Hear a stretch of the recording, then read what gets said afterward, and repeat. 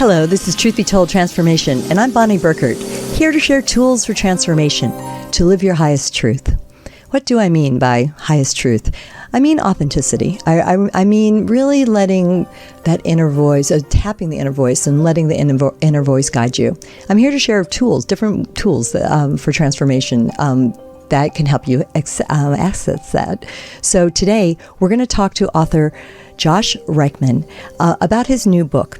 It is called The Realized Light of 12th Dimensions, Cosmic Rebirthing, and Our Celestial Destiny. Hi, Josh. Welcome to Truth Be Told Transformation. Hi. Thanks so much for having me, Bonnie. I appreciate it. Thank you. So tell us what all we can discover in this book and when this book has shown up in your journey. Have you been doing this for a long time and then the book, or does the book kind of set up what you do and introduces us to your work?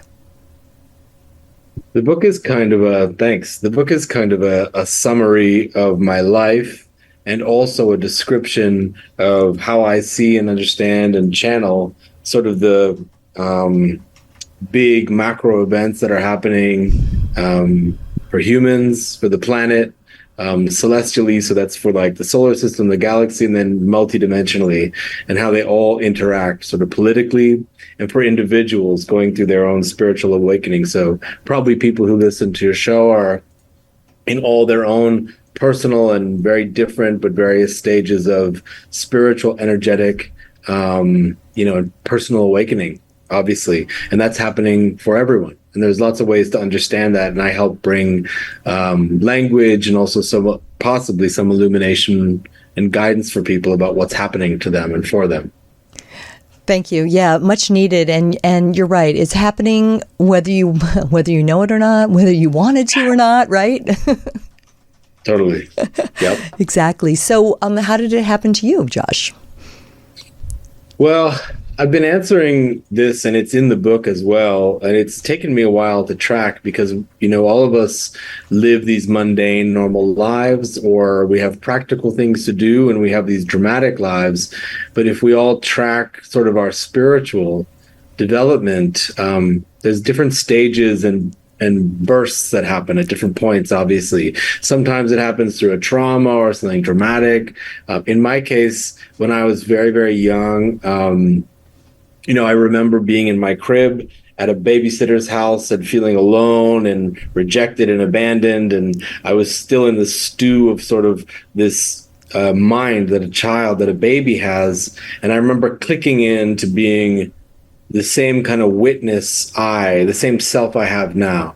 I woke up in a way, a little baby. And I looked up at the ceiling and there were these orbs floating around. And so there's things like that introduced me to these layers of truth, layers of the nature of reality, consciousness, spiritual dimensions, and stuff like that. And as I got older, I started to understand them and know that there was a history of people waking up in similar ways. And then there was a very big, what is known as a Kundalini awakening, a full one, not just I went to Kundalini breathwork class, not like that. I had this traumatic, dramatic, violent shift where my body, my cells, my DNA, my spirit, and my consciousness expanded. And it was strange. I didn't have a lot of context for it, but that happened about maybe 12 or 13 years ago. What brought that on? What brought I think it was bottoming out on self-destruction. So being done with things where I was repeating karmic historic patterns of rejecting optimal health. My spirit was done with my personality. It was just, there was nowhere left to go. There's no me that could run the show anymore. And the spirit sort of broke open, and I actually met a woman, and in that meeting, and it wasn't her that did it. It was just the nature of actually opening my heart chakra, my heart, this cosmic love beyond the person. But something happened where I understood that I was loved. I'll always be loved. I always was loved. All these kind of feelings that are beyond words.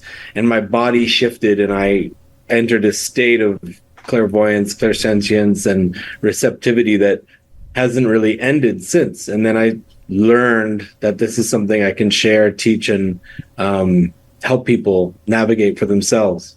Oh, it's amazing to think about. I'm a student of Kundalini yoga, like you say, the breath work, mudra, mantra, that work. And it's interesting. I used to always hear about Kundalini awakenings, and so that word had perhaps a cautionary charge for me through the years. Yeah. It took me a while to come to it, and now I think that certainly the exercises that we do in that discipline maybe help the body to receive greater energy flow, or I think receive it and channel it, in and out, right? To receive and also project. So I have the feeling that's something that you're doing also as part of your offerings to us, whether it's not just through the book. So you want to tell us a little bit more how you work with people? Yeah, thank you so much. And the way you described it is right. It's a two-way street. We're receiving these imprints and we're sending them, and they're the impressions and everything that we sense with our sense organs, as you know, with our, sight, touch, smell, taste, feel, is taking in these sort of layers of consciousness and data and information that are swarming and flowing and interacting with light and sound, and these frequencies are sort of this geoharmonic dance of form and formlessness coming into friction, right? And it has an intelligence, and it also is recording and relating to the intelligence and the receiving and projecting that individual beings are doing. So we're in this giant network of consciousness, and we're all a little node on that. And that is what people often call the Akashic records, which is what I help people with. So people come to me, and I do work with about 1 or 2 people a day to basically channel information if they request it very specifically for them, their Akashic records, which helps give people a very direct sort of poetic description of their karmic body or their astral body, or you could say soul, but there's a lot of different words to describe what we mean by this stream of their mind through time and many lives.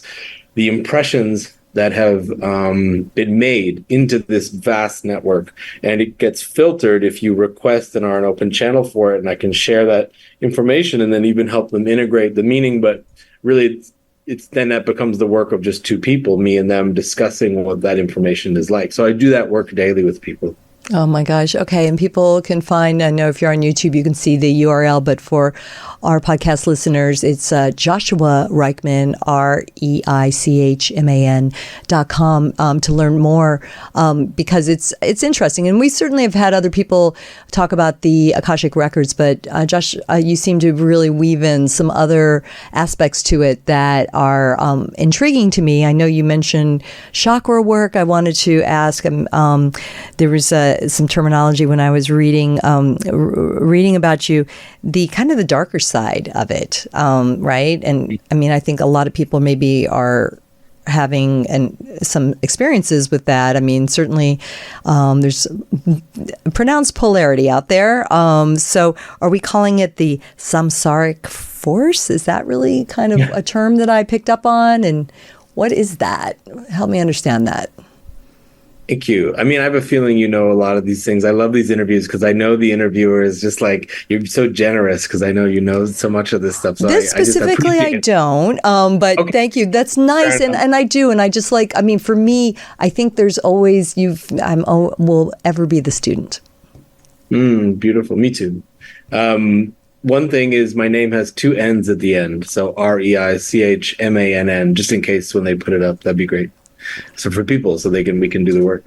Thanks. Thank you. Okay, so there's an issue, which is that if we haven't integrated actually a strong ego, I don't mean an ego that is looking to take, or an ego that needs to be fortified or reified by praise or by comparison, sort of an unhealthy, inflated ego. But if we have a healthy ego, like a psyche that is integrated and says, I am, of course I am the great I am the awareness of the cosmos, but besides that, I am a singular I am. I am embodied. I have boundaries, and these boundaries are mine in sovereignty to navigate and protect, right? If people don't have that strong psychic integration, their own psyche's integrated, then the Kundalini awakening will fracture that psyche further, because there isn't an ability to anchor into a healthy singular I, like in a unique person. Even if that person is transient, we're always becoming a new person, because a person is just like a holographic sort of continuum of impressions that thinks it's a self, and it's a memory bank that keeps pressing its memory into each moment and thinking that that self is something real, like it's an apparition actually. But we have to have a stable I that is the core of any personality we have, like a clear psyche, a psychic strength, right? If you don't have that, then what people often have is the energy of their karma getting purified means that they're going to have issues happening physiologically in their body. So it feels like energy moving through them. You know, they start writhing, they start moving, the electric kind of sense of energy, they start hearing things. Historically, in the last few hundred years, people call that like schizoaffective, or you're having a psychotic break and all that nonsense. And the truth is, it is kind of that, because their psyche's breaking apart, because the energy they're suddenly have invited in is not able to be contained. Now, why did the energy come in like that? It's because, likely by accident, by karmic happenstance, or something happened in their life, they saw the truth of their own shadow. So when you see the truth of your own shadow, any one of us, you actually get more energy. But people usually don't know what to do with it, right? Because you know the scary thing of facing something that happened to us, the reasons for it. Maybe it's the way we mistreated ourselves or others, or we're mistreated or whatever. The pain that locks up energy in the body, somatic locks and these knots in the body, right? If those get opened and you don't have an integrated, solid core psyche, the energy is going to start moving, and we're not going to know what to do with it. And we're going to start hearing potentially voices and all these kind of things. We become an open channel without an integrated self. So that's a danger. Wow. Okay. There's a lot to unpack there. Let me ask you, I have a couple things I want to ask. One, how did it happen to you? But before you answer that, let's keep it broad, and we'll come back to you, because obviously we're not, this is about you, and we're going to tell your story. I'm curious about how this happens in general to others. And I'm also curious what your thoughts are on the psychedelic drugs that are out there, and awesome. how, and I'm sorry if I could have used a better, more eloquent term than drugs.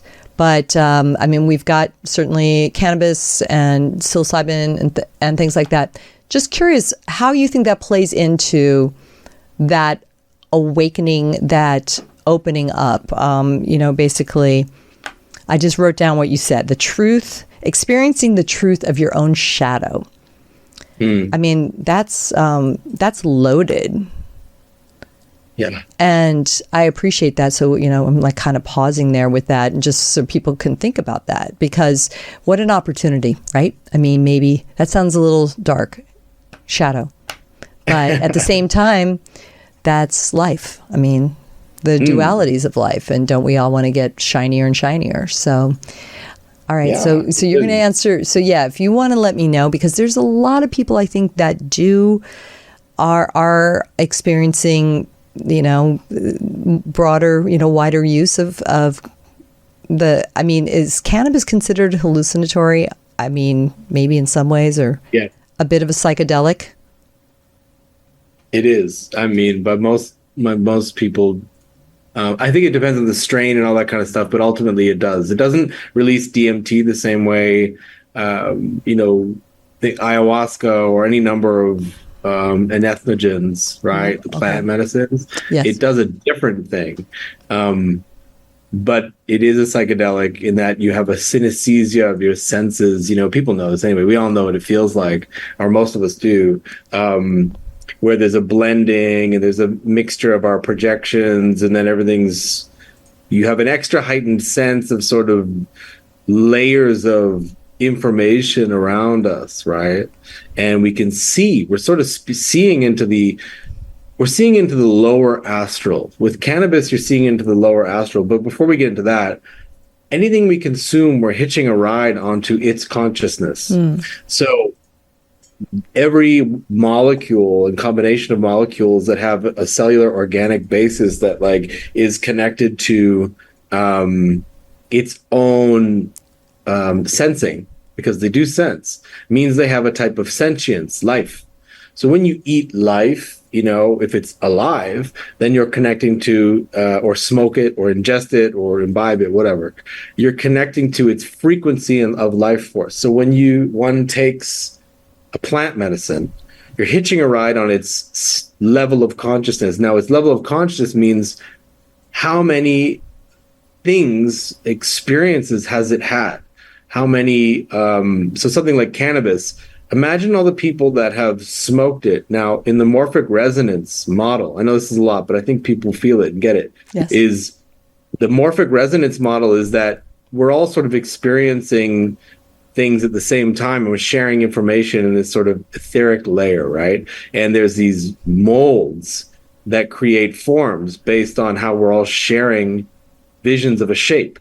So if I say, we've all seen the Statue of Liberty, you have a mold, you know, this form of Statue of Liberty in your mind, and so do I, and it's similar. And so in some ways, we're generating this holographic Statue of Liberty. So what I'm saying is, something like cannabis has the impressions of its hosts. It's connected to the human consciousness, and it's a living consciousness that is there with or without, in some ways, the form of the plant. But the plant is like a tunnel, is like a portal for it. So what I'm saying is every object, every being, that is, every sentient being is a container for a type of consciousness. Humans have a type of consciousness. Different animals have a different type of consciousness. They're all ultimately of total consciousness, but they have their own quality based on how they perceive. So plant medicines perceive and relate to a network, a vast network of organic awareness, right? Underground, for instance, or with mushrooms, the cilia network. When you eat them, you're connecting to all the layers of information they've ever had and all the beings that have ever eaten them. So you're hitching a ride on a different vibration, and you're going to expend some of your own energy as you're taken over by this alien, right? And so when we do that, we're filtering our own natural endogenous human form of perception through the filter of these plant medicines or psychedelics. Or drugs, whatever you want, all of them. Chemical compounds mixed in organic things, mixed into types of sentience, a little different for each one of them, right? So, you want me to stop? But there's dangers to that, is what I'm getting at. Go for it. No, I am riveted. This is excellent. You are describing it in a way that's really helping me understand it. Like, this is the kind of thing that I know, but you're really helping anchor it in for me. Thank you. Continue. Cool. Yeah, so the danger, and I'm not the first one to say this. This is like people like Castaneda and others wrote about this. If you take peyote, for instance, you're going to ride on the peyote body, and it dents our own auric body. What we have is, you need to have, people want to have spiritual experiences and know more, understand more, and they want to be happy. They want to be blissful. They want to have meaning. We want to be maybe in bliss, nirvana, total whatever. And the thing is, the way to get there is by actually facing the unconscious. When we hitch a ride with another kind of consciousness, we're going to be seeing many, many shadows, our own shadow, and we're going to be vibrating at this other pace. And a dent happens to our auric body. So we want to have these spiritual experiences, but like you do Kundalini yoga, which is amazing. And I have my physical practices, movement practices, breath work, meditation. I studied Tibetan Buddhism for a long time and did that, and then do other things. And then we have prayer, and we have this honesty that clears the emotional body, and your aura starts to get clean and clear, because we're under attack by parasites at all times. Interdimensional, subatomic, and beyond the atomic realm, sort of into the subatomic, energetic parasites. There's things trying to eat the energy of our body, because this cosmos, at least in this strain of the cosmos, is very predatory, right? So, and that's an energy exchange at all times. We want to have a healthy aura. And when we eat these entheogens, plant medicines, psychedelics, we vibrate really fast. Anyway, we should get on to other stuff because there's more things, but basically you're wasting energy by doing that, and you're fractalizing your psyche in order to see more into the astral. You don't need to do that, though it's fun sometimes. You don't need to do it. You can do it from the internal space of observation. Lucid dreaming, it's a big one. Okay. Wow. All right. That's great. It feels like it could be almost its own episode. So maybe you're just going to have to come back, and we go further down the plant medicine realm. But that is very, very helpful. And ultimately, I think one of the reasons we went down this path, Josh, is because I just have this strong feeling about, you were talking about the energy of Kundalini, and I have this strong feeling about managing one's own energy. That's what you're talking about, right? Working with the chakras, multidimensional, working with that energy on our own, maybe without the tools. Yes, I agree. Right? And so that's really what I'm getting at. And so, tell us a little bit more about these 12 dimensions and getting there on our own, and how you guide people, and more what we can experience when we find your book. So thank you. So really, it's what I've found is, after all the spiritual pursuits and all the stuff, and doing it and practicing and being blasted open myself, and knowing others who go through the phases and stages and struggles, and they have different levels of language for it, and they have different models and all these kind of things. And we're still human, right? We're still embodied. We still have our basic senses, even if we have sort of extrasensory capacity where we receive imprints and impressions all around us at all times. We've become a filter for that. We're still also grounded in this world, and that's a good thing. We're here on a mission, to do what we can do with our karma and find out the nature of our attributes to really help in this world, anchor the planet, anchor other human beings, and relate to them, and create, the next level of consciousness on Earth, as you know. And that happens through individuals first working through their karmic stuff, meaning just their habits. Karma just means, cause and effect. So you have these cause and effects that come in cellularly when you're born, through the humans you were born through, and the family and the lineages, and then you have karma from just eons of experience. And you have to come into an awareness that all that is informing your next move. You think you're making choices, but you're just being driven until you're not. Until you're like, wait, I'm an energy determiner. I decide what I'll do next. And start to see everything like a dream. So what I teach people and work with people is that right now, as we do this through the screen, people in this building I'm in now, all around us, all the forms, it's like a dream, right? It's a coming and going of energetic forms that are part of a projection we're making, and a collective projection, and a bunch of elements and energies that are actually always changing and dancing. They seem solid.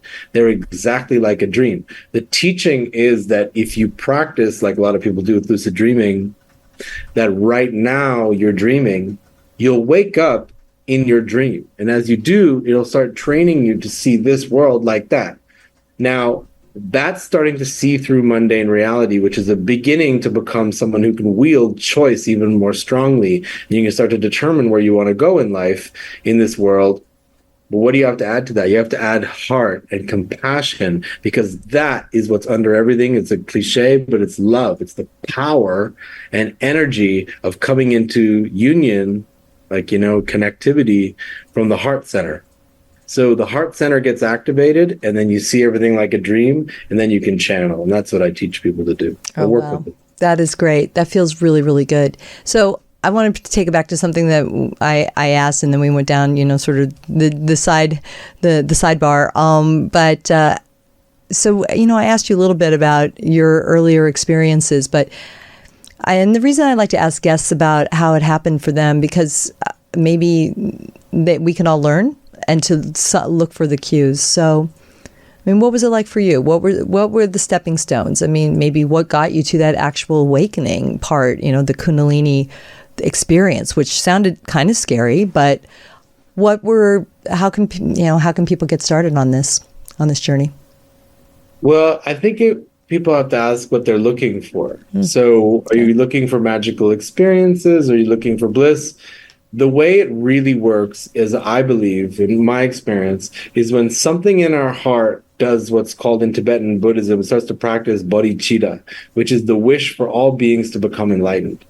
There's something very particular about that, and it's even more intense than that. It's this super person wish, where you wish actually that every sentient being would see through illusion and feel bliss and connect to them, to everything, right? That they would become enlightened in their awareness that everything is transient and then go beyond form and become pure stillness, and that they would be liberated out of samsara, out of form and time in the way that it keeps causing suffering, because we're always looking for something and avoiding something else, and that's samsara. So you wish for every being, from every single possible sentient being, to not be happy and blissful, but to actually become enlightened. And this is the next piece, to do that even before you.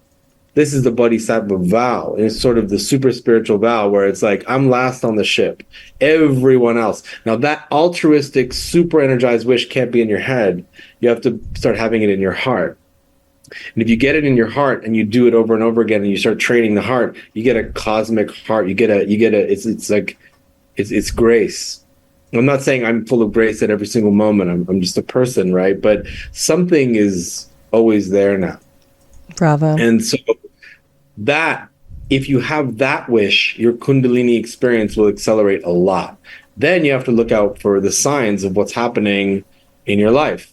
Obviously, synchronicities start happening, right? Timelines start to come tighter and faster in terms of like propelling you towards your mission, towards your purpose, towards your evolution.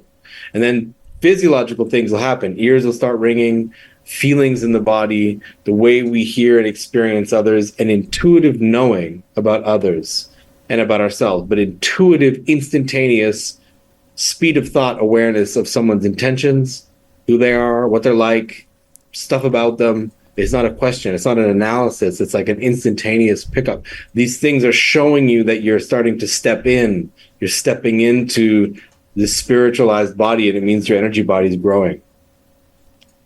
Wow. Is that what you refer to as the celestial rebirth? Celestial destiny, maybe we'll call it. You said, yeah, celestial rebirthing. It's a subtitle of the book, right? Yeah, I think that is happening actually for every sentient being in the whole cosmos. I think it's happening for humans really fast right now. That's why there's such a mess out there, because most people don't know that's happening. You know. Right. I mean, and like I said earlier, I mean, it's happening whether we wanted to or not. So it's like, to what extent do you want to ride that wave, or are you going to try to, I don't know. No choice. Right. Struggle through that. So, I'm picking apart your book title, if we can, a little bit. The Realized Light. Okay. What do you mean by realized light? It's like self-illumination. Okay. There's no external source. There's only the internal source of awareness that is actually generating everything. So when you realize that, a realization is not an insight. I've had insights, but I don't know that I've had realizations, as my teacher taught me. But I don't know. But is that we realize that with our whole system, that we are sort of the thing generating everything. It's not our persona, but it's coming through and from us. That's a realization that we are the realized light of the 12 dimensions, which are sort of like the scales of experience. I'm going to take you there too, but I just want to let the listener, if you didn't hear anything else in this interview, I think that was extremely important to hear. I mean, basically, we bring it, right? I always say shine on at the end of the show, and so that's, I mean, that shininess is really, I think, how we attract, right? So how we attract our experience. So lovely, beautifully said. 12 dimensions. So, I mean, we often talk about the fifth dimension, right? Getting to, it's always interesting to think about sort of, you know, the third dimension's got the 3D's got kind of a bad rap at this point. It need not, but I mean, we want to transcend. And the fourth dimension is a little more nebulous for me, but I think maybe that's the word, isn't it? I mean, it's kind of that in between. and fifth is when we start to go quite a bit higher. So you want to take us through a little bit about the meanings of these different dimensions as you know them? For sure. I mean, yeah, it's as I frame it, but obviously someone could say there's 27,000 dimensions. You know, you could bifurcate form into so many little pieces, but I see it like, you know, one-dimensional plane and two-dimensional beginning of how we understand form before there's three dimensions is also a way to understand perception. So there's like the flatlander perception, which is just like looking up or looking down. Then two-dimensional would be looking horizontally. And then three-dimensional, you have full range. Four-dimensional becomes time. Five-dimensional becomes feeling, intuition, knowing. And so then the next bunch gets really just, could keep it simple. It's just each time you jump up a dimension, you have more perspective. So sixth dimension would be similar to the fifth in that it's intuitive, knowing, and based on impressions that are coming in through the senses that are multisensory, right? And a knowing as well, you know, in terms of a natural intelligence, you know, like true intelligence, awareness. And then beyond that, you could split into more perspectives of awareness. So as it goes up to the 12 dimensions, the top being totality of all awareness. But before it gets there, the being, the observer in any of these, could be anything moving through these dimensions, right? That is sentient, that is conscious, that is aware. Now, everything's sentient and conscious and aware that has senses and that has perception. Whole cosmos has senses and perception, but it's fractalized.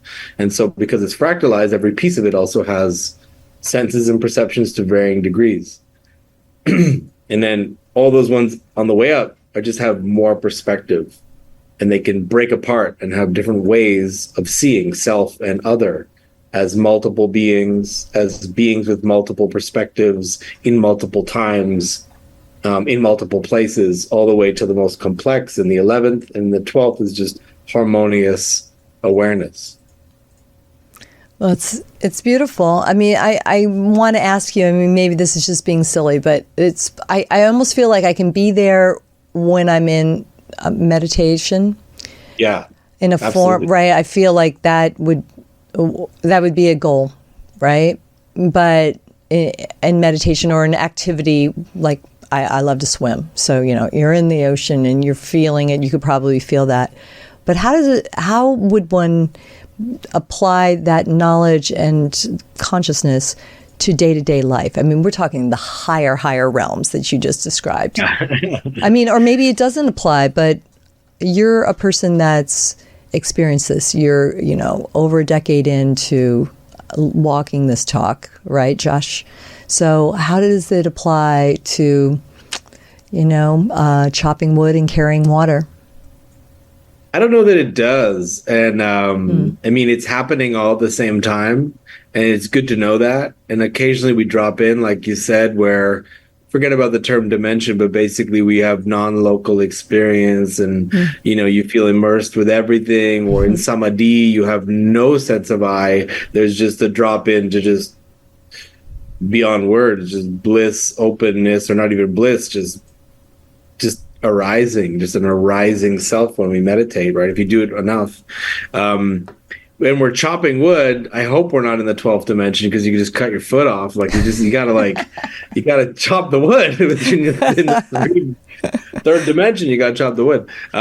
Now, I do think being sort of having touched those places, right, with your consciousness, people do it also, I should say, through psychedelics. We do touch other dimensional spheres and lower astral, mid astral, and sort of you can touch into sort of blissful heaven realms sometimes too, but those get confused sometimes. People think they're there, but they're just having an obsession.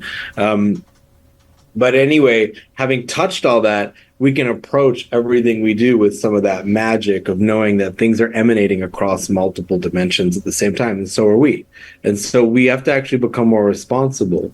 Everything we say is birthing these vibrations that create stabilization of different worlds and create relationships and feelings for other people. Feelings, that's the most important thing, feelings. Very good. Yes. Yeah. All right. Thanks. I mean, it's interesting because that you bring it down to feelings, because that feels earth, to me, that's like earthbound a bit more, Yeah. right? But you're reminding us, I guess, again, coming to the energy of the heart and from the heart. It's really what it's ultimately all about. Always. Yeah. Right? It's so beautiful once you start to figure that out. So I'd like to ask the question, just in general, where do you think we are? I mean, you're on a show where I think you're right. A lot of people are ascribing to what we're talking about here and understanding it. But planet Earth, how do you think we're doing?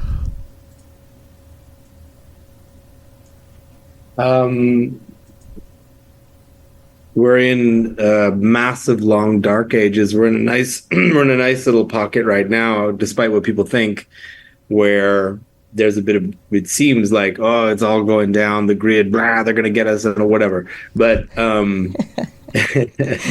we are in a grace period, actually, before a much longer dark ages was called Kali Yuga, and we're in for a long time.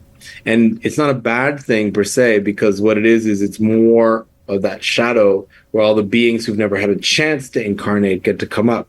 Now, it's good because they get to have a better experience, but it degrades this world, and we have to wait before a golden age starts again. Now, there's a short golden age coming up soon. It only lasts for like 10,000 years based on the Vedic cosmology, and then we're back to this giant Kali Yuga, this dark. See, the eons and eons that go by are beyond our comprehension.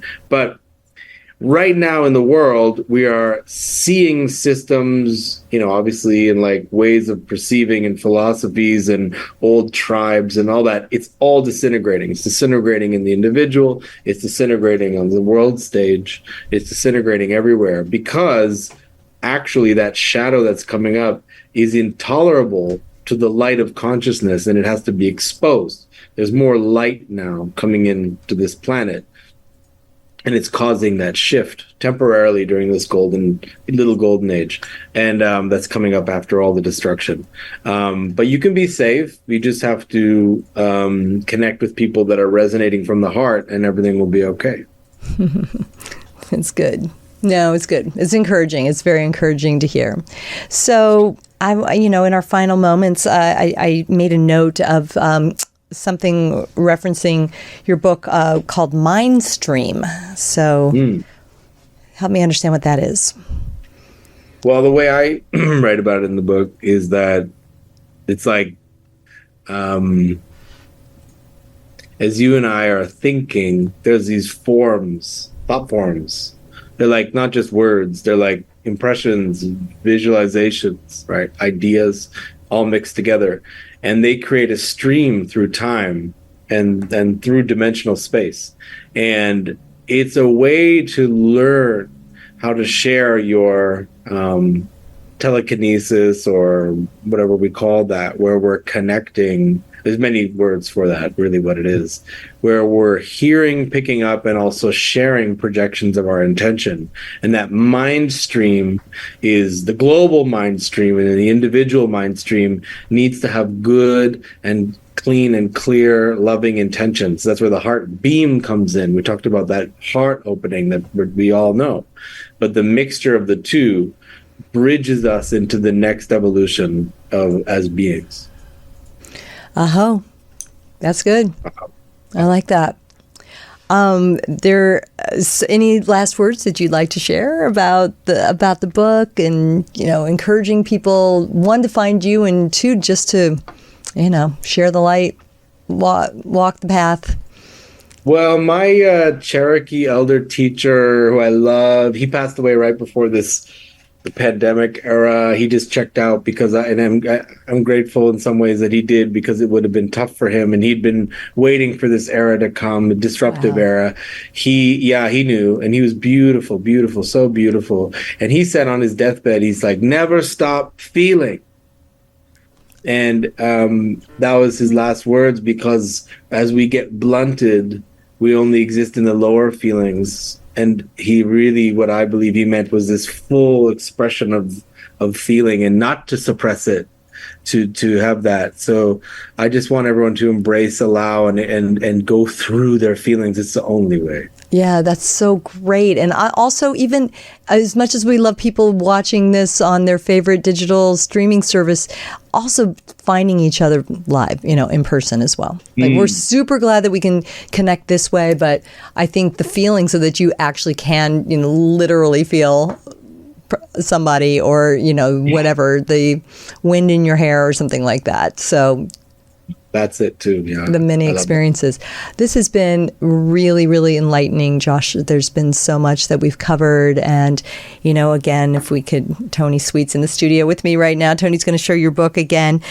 The Realized Light of 12 Dimensions, Cosmic Rebirthing, and Our Celestial Destiny. All right, there's a lot happening there. You can find Josh at joshuareichmann.com. That's Reichmann. Please, we'll correct that for people that are just listening. Hey, thanks for your time, and we really look forward to hearing more. And come visit us at our studio sometime soon here in Burbank, California. Awesome. I'd love to, Bonnie. Thank you so much for having me on. I appreciated all of it. Thank you. It was terrific. Thank you so much. Namaste. So cheers, everybody. Thank you very much for listening. This is Truth Be Told Transformation, and I'm Bonnie Burkert. We're here with new episodes every week, just sharing the light as best we possibly can. We want to give you all the tools to really feel your best and your shiniest. As does Tony Sweet, who has his show on live Fridays at 3 p.m. So it's always great if you could join him and chat with everybody that's there watching the original Truth Be Told. Robert Hensley also has new episodes. Watch for that. And we also have Queer from the Other Side, our new show. So please follow and like and share the Club Paranormal Network with all of these episodes. Until the next time, as I mentioned, that I like to share with you always, shine on.